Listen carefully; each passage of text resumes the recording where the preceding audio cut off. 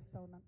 At the same time ఎట్లా అయితే అన్యాయాన్ని ప్రశ్నించాలో అట్లానే మనవాడు అనుకున్నప్పుడు ఒక మేధావి రిటైర్డ్ సుప్రీంకోర్టు జస్టిస్గా పనిచేసినటువంటి వ్యక్తి సుదర్శన్ రెడ్డి గారు, మరి అటువంటి బిడ్డకు వైస్ ప్రెసిడెంట్ ఆఫ్ ఇండియాగా ఒక కంప్లీట్ ఆపోజిషన్ పార్టీ అభ్యర్థిగా దేశంలో ఉన్నటువంటి అనేక పార్టీలు సపోర్ట్ చేసినటువంటి వ్యక్తి గెలవాలని కోరుకోవడం కూడా అది డెఫినెట్గా ఒక పాజిటివ్ ప్రాంతీయవాదం అవుతుందని చెప్పి నేను మనస్ఫూర్తిగా భావిస్తూ ఉన్నాను.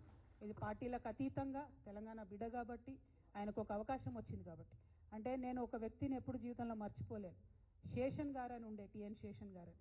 ఆయన వచ్చేంత వరకు కూడా ఎవరికి అసలు భారతదేశంలో ఎలక్షన్ కమిషన్ అని ఒకటి ఉందని మా సామాన్య ప్రజలకు తెలియదు. కానీ ఆయన వచ్చిన తర్వాత ఆ పోస్టుకు వన్నే వచ్చింది. సుదర్శన్ రెడ్డి గారు కూడా గెలిస్తే డెఫినెట్గా వైస్ ప్రెసిడెంట్ పోస్టుకు కూడా వన్నే తెస్తారని నేను అనుకుంటున్నాను. ఎందుకంటే అనేక సందర్భాల్లో ఆయన చూసినాం, ఆయన ఇచ్చినటువంటి పాజిటివ్ తీర్పులు కానీ ఆయనకు ఉన్నటువంటి కాన్స్టిట్యూషనల్ ఎక్స్పర్టీస్ కానీ చూసినాం. అటువంటి అవకాశం వారికి వస్తే బాగుంటుందని చెప్పి మనస్ఫూర్తిగా నేను